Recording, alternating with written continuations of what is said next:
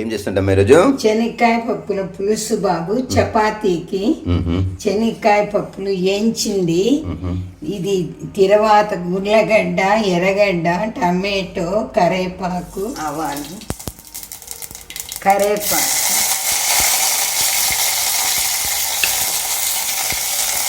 ఉర్లగడ్డలు, ఎర్రగడ్డలు,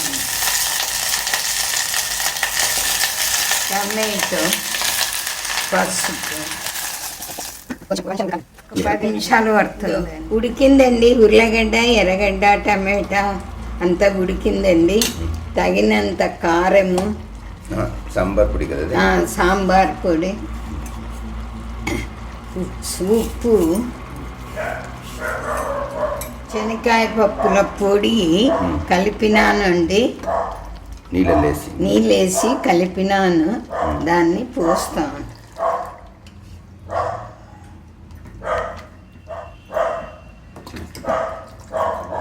ఉడుకు పట్టే ఒక 2-3 నిమిషాలు ఉడకాలి.